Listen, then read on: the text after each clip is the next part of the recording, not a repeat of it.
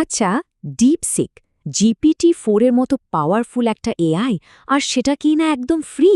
কিন্তু কথা হলো, এই যে বিনামূল্যে একটা উপহার আমরা পাচ্ছি, এর পেছনে কি কোনো লুকানো মূল্য আছে? চলুন একটু গভীরে গিয়ে দেখি আমাদের গোপনীয়তাই এর আসল দান কিনা। ইন্টারনেটের এই পুরনো কথাটা কিন্তু আজকের দিনের সবচেয়ে বেশি সত্যি। মানে, যখন এত শক্তিশালী একটা টুল কোনো টাকা ছাড়াই পাওয়া যায়, তখন প্রশ্ন তো উঠবেই। যদি টাকা দিয়ে দাম না দিতে হয়, তাহলে ঠিক কি দিয়ে এর মূল্য চুকাতে হচ্ছে? তো যখন ২০২৫ সালের শেষের দিকে ডিপসিক এলো, টেক ওয়ার্ল্ডে কিন্তু দুটো একদম স্পষ্ট ভাগ হয়ে গেল। এক দল তো উত্তেজনায় ফুটছে যে আরে বাহ, GPT-4 লেভেলের পাওয়ার সবার জন্য ফ্রি। আর অন্যদিকে আরেক দলের মাথায় ঘুরছে গভীর সন্দেহ যে একটা চীনের কোম্পানি কেন বিলিয়ন ডলারের একটা মডেল এমনি এমনি দিয়ে দেবে। এই দুটো দিকেই বোঝা কিন্তু আমাদের জন্য খুব জরুরি। চলুন তাহলে সমস্যার একদম গোড়া থেকে শুরু করা যাক। মানে, এই কোম্পানিটার আসল পরিচয় কি, আর আমাদের ডেটা ঠিক কিভাবে ব্যবহার করা হচ্ছে? কারণ সবচেয়ে বড় উদ্বেগের জায়গাটা কিন্তু এখানেই লুকিয়ে আছে। নিরাপত্তা বিশেষজ্ঞদের মূল চিন্তাটা হলো এর পেরেন্ট কোম্পানি আর চীনের জাতীয় সাইবার সিকিউরিটি আইন নিয়ে। এই আইনের মানি হল সরকার চাইলে কিন্তু যে কোনো সময় যে কোনো কোম্পানির কাছ থেকে ব্যবহারকারীর ডেটা চেয়ে নিতে পারে। আর এখানেই কিন্তু সবচেয়ে গুরুত্বপূর্ণ পার্থক্যটা লুকিয়ে আছে, যেটা প্রায় ৯৯% ব্যবহারকারী বোঝেন না। যখন ওয়েবসাইটের মাধ্যমে চ্যাট করা হয়, তখন সব ডেটা সোজা চলে যায় তাদের সার্ভারে, চীনে। কিন্তু মডেলটা ডাউনলোড করে যদি নিজের কম্পিউটারে চালানো হয়, তাহলে কিন্তু ডেটা নিজের কাছেই একদম সুরক্ষিত থাকে।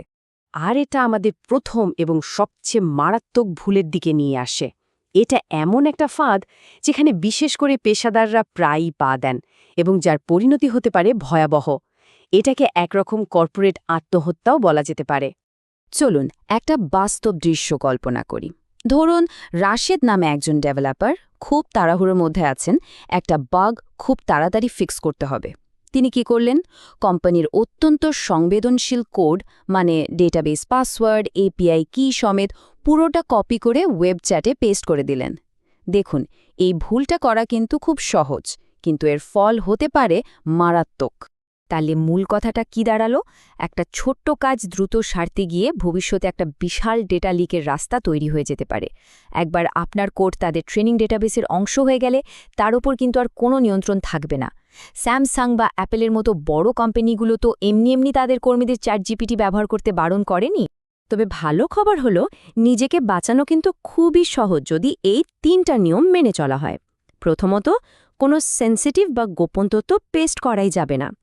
দ্বিতীয়ত, যদি করতেই হয় তাহলে পাসওয়ার্ড বা এপিআই কি এর জায়গায় এক্স বা অন্য কোনো ডামি ডেটা বসিয়ে দিন। আর সত্যি বলতে সবচেয়ে ভালো উপায় হলো ইন্টারনেট বন্ধ করে লোকাল মডেল ব্যবহার করা।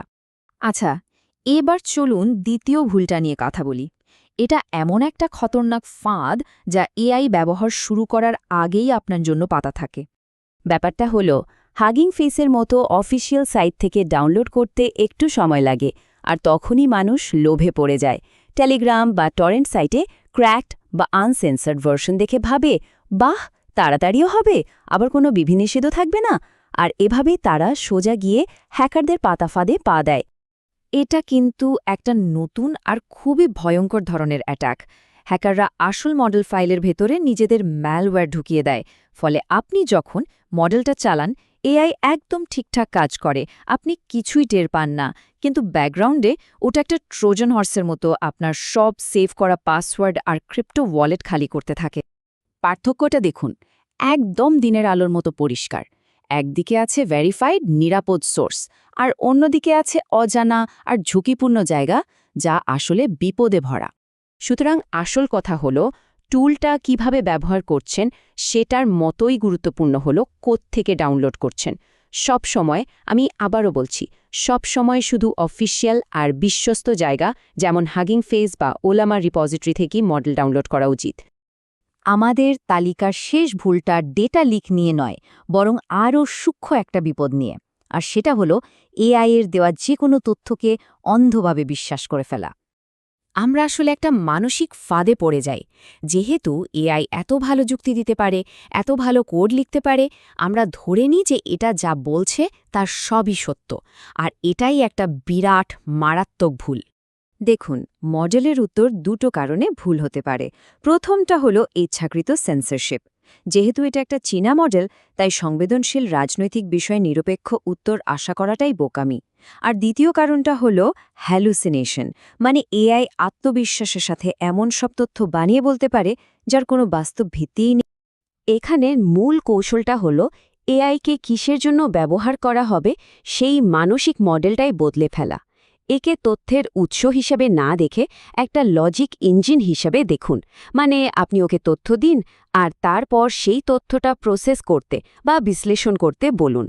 আচ্ছা, কর্পোরেট গুপ্তচর বৃত্তি থেকে শুরু করে ম্যালওয়্যার আর ভুল তথ্য, এত সব ঝুঁকি শোনার পর তাহলে সবচেয়ে বড় প্রশ্নটা কি দাঁড়ায়? মানে এই শক্তিশালী টুলটা কি ব্যবহারের জন্য সত্যি খুব বেশি বিপজ্জনক? উত্তরটা হলো একদমই না। ডিপসিক নিঃসন্দেহে একটা প্রযুক্তিগত আশীর্বাদ। আমাদের শুধু একটু বুদ্ধি খাটিয়ে স্মার্টলি এটা ব্যবহার করতে হবে, ব্যাস। তো এখানে একটা সহজ চেকলিস্ট দেওয়া হলো। এটাকে ডিপসিক সেফটি প্রোটোকল 2026 বলতে পারেন। 1. লোকালি সেরা, মানে অফলাইনে চালান। 2. স্যান্ডবক্স করুন, কোনো সন্দেহজনক মডেলকে ভার্চুয়াল মেশিনে চালান। 3. ব্যক্তিগত তথ্য সব সময় ফিল্টার করুন। আর 4. শুধু অফিসিয়াল সোর্স থেকেই ডাউনলোড করুন। পরিশেষে ডিপসিকে একটা ধারালো ছুরির মতো ভাবতে হবে। কাজ সহজ করার জন্য অসাধারণ, কিন্তু অসাবধান হলে বিপজ্জনক। তাই 3টা সোনালী নিয়ম মনে রাখতে হবে। গোপন তথ্য ক্লাউডে নয়, মডেল অফলাইনে চালান আর ডাউনলোডের উৎস যাচাই করুন। এগুলো মানলে এটা হতে পারে আপনার সেরা ডিজিটাল সহকারী, আর না মানলে এটা হতে পারে আপনার প্রাইভেসির জন্য একটা দুঃস্বপ্ন।